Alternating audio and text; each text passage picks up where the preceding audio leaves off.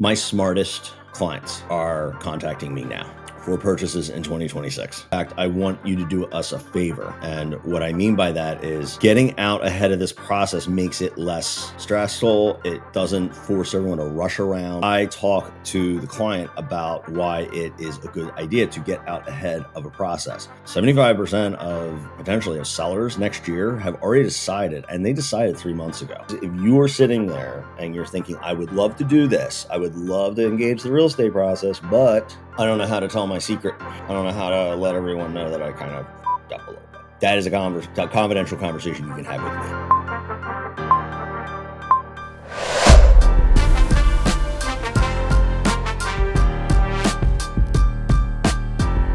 me. Welcome back to another episode of Moving Sucks. I am your host, Seth Lejeune. I was actually having a conversation with a super fan on Thursday night. I was at a chamber event. I'm in the Greater Montgomery Chamber of Commerce in the Philadelphia suburbs, and I was told that they are really enjoying me being solo on these things. So not sure when Jen will be returning to the show, but we are at a point where I am going to take the ball and run with it until such time she comes up for air. But I am enjoying just getting the opportunity to talk to all of you about some of my pet projects.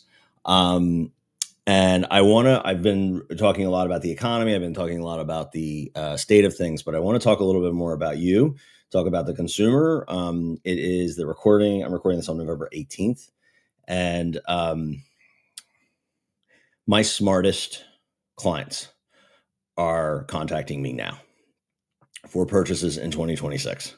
And so the biggest thing that I hear is that, oh, we're not ready to talk to a real estate agent. And honestly, that's not a thing because you can't sell somebody a house without like them being kind of pretty much bought in.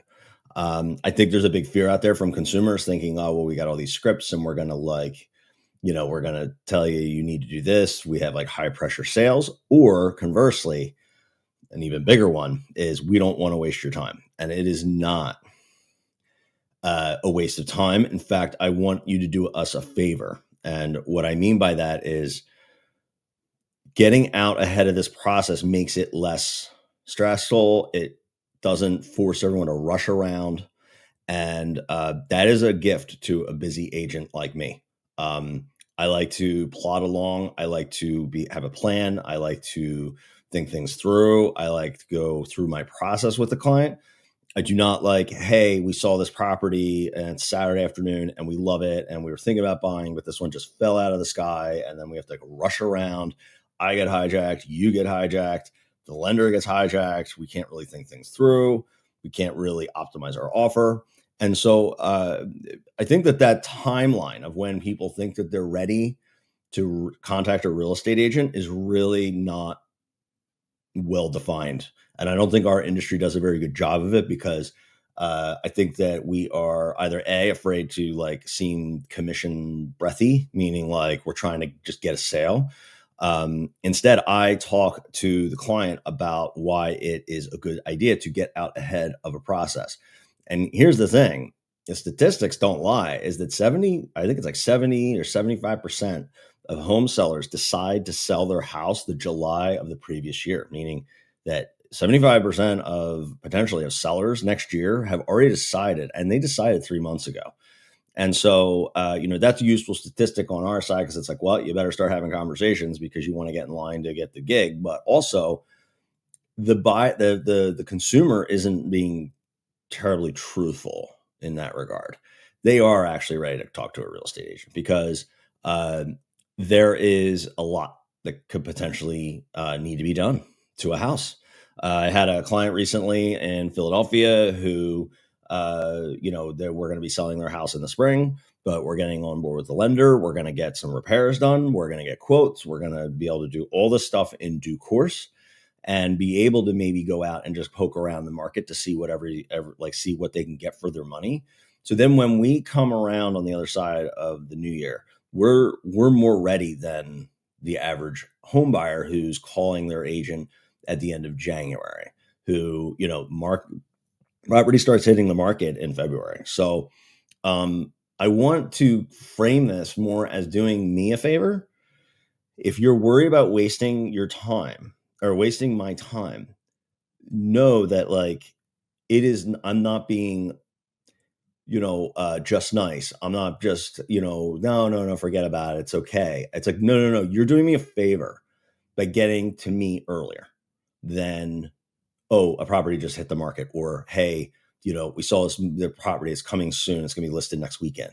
And then I have to change everything around in my schedule, which is fine from time to time because sometimes that does happen. But if you are planning on doing anything in 2026, or if you know anybody who's looking to do anything in 2026, they're already making a decision that they want to explore it and they want to make a potential move. The best gift you can give me is to contact me early. And it's not because, oh, I'm going to figure out a way to get you into a house this year or really early in 2026. I do so much business. I don't care. I really don't care. Like when you transact. This isn't me, living commission to commission. I like to go and take my clients through a process, get them in contact with my contractors and my lenders and everybody else. So this can be a really, really conscientious and structured transaction because it's a big deal, man. And I was just listening to a podcast and they were asking like whether the real estate business and the real estate transaction was going to be automated. And it's really a sexy thing to talk about AI. And actually, next week that's what I'm going to be talking about most likely, about how AI is going to just take all the jobs and everything like that. And like what, or AI will probably take a lot of administrative stuff out of the real estate process, which has already been kind of hollowed out. But my guess is that even the most tech progressive Gen Zers are still going to want to talk to a person, because what is happening is AI is actually getting like humans are ruining it.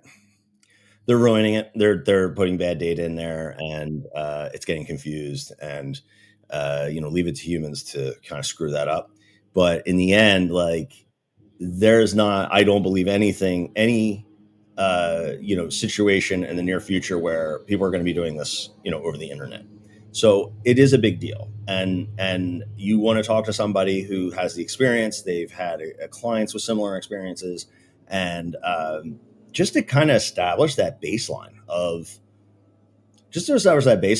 like what needs to be done, like what's the order of operations. And I get this a ton with engineering minded type people, technical people, a lot of accountants, lawyers, believe it or not, doctors, administratively minded people, not like salespeople, leaders, entrepreneurs. They're more fly by the seat of their pants because they're just more comfortable at taking action with incomplete information. And that's like the most basic way I can boil it down between an administratively minded and a like entrepreneurial minded person, is that the technically minded needs to fill in certain blanks before they take action.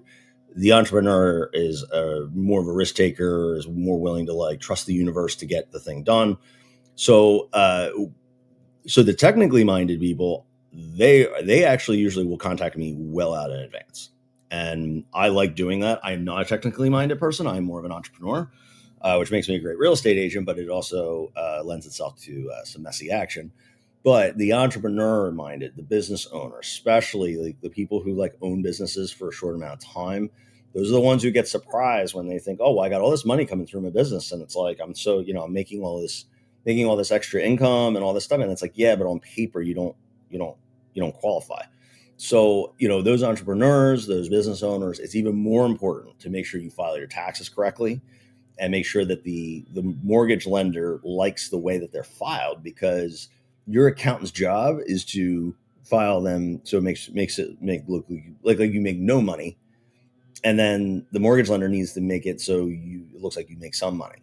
So just to give you an example of how a client can be caught flat-footed, we actually have a contractor who started his business about 3-4 years ago, and he's been filing his taxes really well considering he's a business owner. But he's 24 years old and he doesn't show any income. So what we did is we filed an amendment to bolster his income, and then next year he's going to file away, and with the lender and the accountant are going to be talking about how to make it so it falls within the conforming loan limits and conventional Fannie and Freddie guidelines. None of that would be possible if he called us in February and said, "Hey, I want to start thinking about buying." I'd be like, "Yep, You're going to be waiting until 2027. So I just use that as an example that it's really, really important on multiple levels to think about reaching out to your real estate agent earlier rather than not. And I mean, I must get it 3-4 times a week because someone's like, I just don't want to waste your time. I'm like, it is never a waste of my time, ever. Because even if we can say, you know what, you're not going to be able to buy a house, that is good information to have so you can come up with a new plan. We can come up with a new plan. We got to get your credit up. We got to get the, or we got to make repairs on the house you plan to sell, or we have to figure out whether we need to sell in order to buy, where money's coming from. Are we talking to mom and dad at Christmas? Like, all of that needs to happen before we can even really truly engage the real estate process of like going out and looking at homes and all that good stuff. Now, if you do reach out early, I will almost always encourage you to go out and look and see what you can get for your money, because nothing clarifies the mind. And we've talked about this on this podcast a ton of times. Nothing clarifies what your next house looks like and what you want more than just actually going out and seeing property. You can look at Zillow for 10,000 years and not have nearly as much insight as you would after a weekend of showings. So it's an exaggeration, but in the end, it is like I said, it is very, very important for you if you feel that there's like any uncertainty with your file, you should be reaching out. And the last thing I want to mention, and it's a sensitive subject, is that I have had couples who are ready. One spouse is ready, and the other one's like, no, let's wait. It's usually the men. I hate to say it, but it's usually the men. And there's a problem with the finances. And they know once they start engaging that process with me and the lender and everything, all that's going to come out. And so that is something that I have been able to navigate with the husbands and boyfriends privately before we go and engage the process. So if you are out there, and it can be women too. So I just had a deal over the summer where one of the wife, racked up credit card debt, and the husband had no idea. So this isn't just men. But if you are sitting there and you're thinking, I would love to do this, I would love to engage the real estate process, but I don't know how to tell my secret. I don't know how to let everyone know that I kind of fucked up a little bit. Excuse my language, but that is a confidential conversation you can have with me or your realtor. And hopefully whoever you're hiring is trusted. It is somebody that you can confide in. And, we do have a duty to confidentiality, with the consumer. So even if it's your past realtor, you need to get back to them and say, hey, listen, we got to Jessica keeps telling me we need to move. And like, I don't know what to do. Like I kind of fucked up our finances. I made this investment. We don't have as much money as she thought we did. And I don't know what to do. So those are the types of things where, I get a little upset when I see people talk about how like overpaid realtors are and all that. It's like, there is 95% of the shit you don't see. You see the paperwork, the client sees the paperwork, and they see the house, and they see me driving up to the house and showing it and putting a sign in the lawn, doing an open house. There is so much work potentially in the background of these deals that the consumer never hears about. We just solve problems. We don't bring unnecessary problems to the client. We solve these problems even before we even start the entire process. So that is something that I'm willing to lend to everybody, is an ear and a consultative approach if you are in trouble. Keep in mind that just goes even for anybody who's like falling behind on their mortgage. If something is happening, that is a resource, or that is a conversation where we can leverage our resources and find solutions for you. So nothing is going to change if you don't take action. And it comes right down to like what I always tell my team, like you want to find business, or you want to build your business, like you have to take action. It's the same thing. If you want a home sale or a home purchase to happen, you have to take proactive action and take those steps to start, eating the elephant one bite at a time. There it is. I got in there for Jen. So I hope you guys find that helpful. I am around as a resource. You can hit me up in my DMs on Instagram at AskSethAnything. or you can, put a comment in the section down below.